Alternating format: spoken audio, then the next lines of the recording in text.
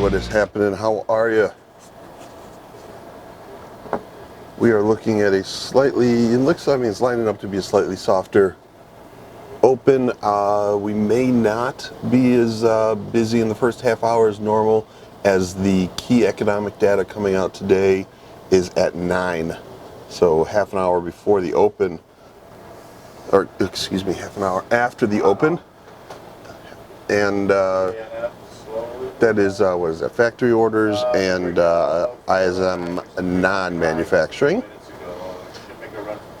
Yeah, factory orders and ISM, those are going to be the big ones to look at. The CES Consumer Electronics Show in Vegas opens up today, so you're going to get your video game makers, Microsoft, Apple coming back after a long hiatus from the conference.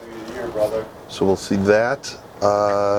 We still have what the next foot to fall will be in what's going on over in Iran, and amazingly how that will make all talks of trade talks go away.